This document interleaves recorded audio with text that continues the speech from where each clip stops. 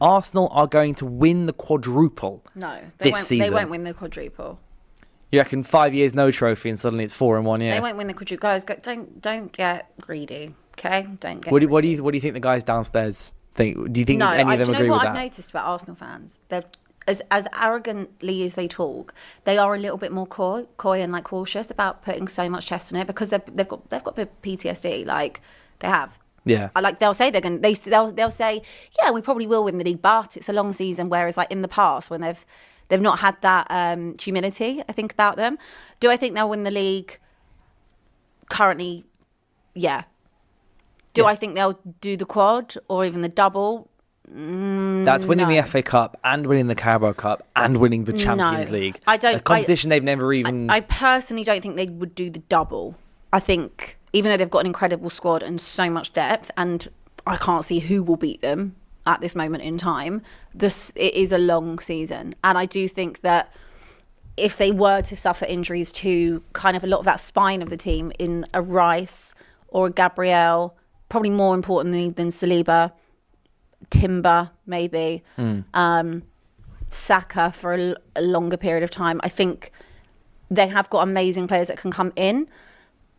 I would just be interested to see what that would be like if that was the case. But I do think they will probably win the Premier League. I'd be shocked if they didn't pick up at least one trophy. But most like odds on that will be the Premier League. But even worst case, I can see them picking up FA Cup or Carabao Cup. Yeah. And I can also see them winning maybe two.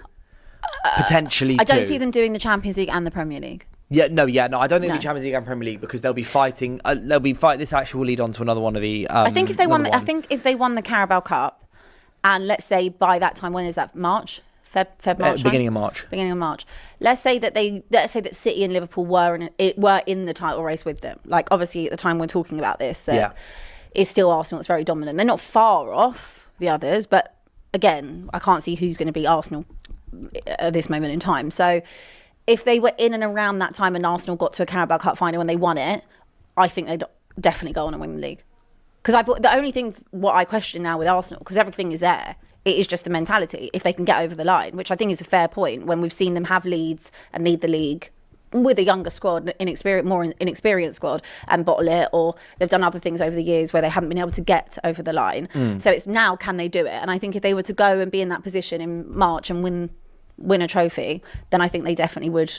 Their mentality shift would be completely different. Yeah, in the comments, I'm being very nice about them lately. But it's hard not to be though, because also at the same time we all know so much ball knowledge, don't we? So it's hard not to praise the team that's doing well. Yeah, but I'll always try not to. But I feel like it's one of those things where like I can only be as bitter as I can, and I am having to come to terms with the fact that it's probably going to happen. So I have to try and like start my brain now. Also, quietly loading up in case it doesn't. Oh, obviously, if it doesn't come May, I will be a disgrace. But like, I also have to start getting it in my head now that like this is probably going to happen. Just deep breaths. And I have to continue to work in this building. Yeah. Oh, that's going to be rough. Postmanston says quad is a ridiculous prediction. Some form of double is possible. I think that's about where everyone is with it, isn't it? Obviously, it's the season. Anything can happen. Double's potential. You never know. A quad probably not. And like, let's be honest, they haven't actually got over the line yet. So I think it's so far. By the way, it's so far. We're 10 games in. I know. We're 10 games in. But it's like, is the title done after 10 games? Like no. But then I look at other teams and I don't even think the league's been that good. Do you? No, that's my hot take. Arsenal have been very, very good. Everyone else has been about 5 out of 10. Exactly. I think in general, in comparison to how good they can be, of course. In comparison, I think so far it has not been. I can't think. Liverpool's game with Brentford. I can't think of another game that I can massively remember. Spurs against City, maybe. This leads really well on to Corruption 2.0 on Instagram, stating that Arsenal wins the league by March. I'm going to assume we're talking end of March here. So that's 2 months before the season finishes. That's with about 10 to 12 games left. Well, let's be honest. Liverpool really did win the league in Feb last year. Yeah. It was kind of done by Feb. Potentially, it could be. I think by this, I think they're saying kind of like just goes clear. Like, game's done. It's a potential. It really depends. It really depends on what other teams do. It really depends what City look like. I don't think City are at their best yet. Apart if you took Haaland out of that, then no. So I don't think City are at their best yet. But City tend to not always be at their best. Haaland's at his best. Haaland and that's all they need. Well, but that's the thing. They're banking on him also not getting injured at any point. Yeah. I mean, he gets injured almost every season. The level between Marmoush and Haaland is obviously huge in terms of output. Oh, yeah, easily. So it's like, I think with City, we have seen them in the past actually not be at their best until after Christmas. City, they tend to start slightly slowly, yeah. Like, they're still there or thereabouts, and no one is really talking about them in that sense. And obviously Liverpool have been weird, but I think... I don't think it's March. I wouldn't like to say March until is too early. Jan. I wouldn't like to say until after Christmas. Yeah, I think it'll be... Like City every season, unless they start the season well, which they haven't done since Haaland's first season. It won't go to the last day, but March is too early. Because March is around about when the Carabao Cup is. Like I can see them potentially winning the Carabao Cup and then going on, and then in April, like 5-6 game weeks left, they're 8 points clear. You're going fairs. Yeah, I can see that. Clara Bitsy is in the chat and she says, "What sort of video title is this? No chance they win the quad. Celebrate in November and cry in May. That's the story of Arsenal Football Club." Oh, we hope so, Clara. Don't we? I do want to point out this is a show we're talking about hot takes from the fans, and one of the fans has said that they're going to win the quad. Clara, send us your hot take. Here's one hot take: Victor Gyökeres will not score more goals than Nicholas Jackson did in his first Premier League season, which was 15 league goals. I think that's fair. It's going to be close, is how I'm going to put it. How many are you on now in the league? Gyökeres, 3. Is he on 3? I think he's on 3, because he got brace against Leeds and he scored on the weekend as well. Oh, yeah, cool. So I believe he's on 3. But he's now got an injury. I think he might be out for a couple of weeks. But I said with Gyökeres, beginning of the season, before it started, I'm expecting 15 to 20 from him. That's what, like, I'm not expecting him to do the 52 goals, 54 goals he scored last season. I'm not expecting anywhere near that. We're talking about a totally different league. Yeah. Come on. But I was expecting that. I think, I don't think he scores. It's very 50-50.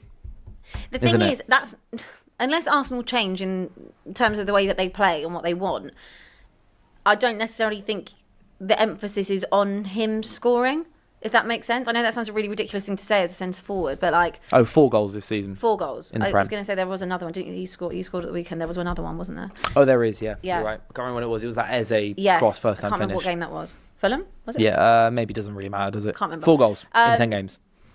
Yeah, I don't think the emphasis is this particular season on him getting like all the service and it all going through Gyökeres. Like, I feel like it's not like Haaland at City. No, like Arsenal have goals really from all over the pitch, especially obviously in their defence, and like that is their key factor. Like, unless they suddenly change and start doing a lot more through the middle and open play. Yeah.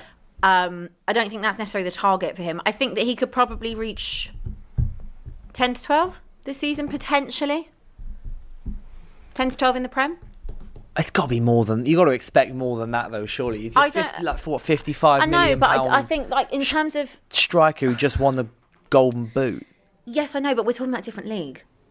No, I do get that, but there is a certain level of expectation, surely.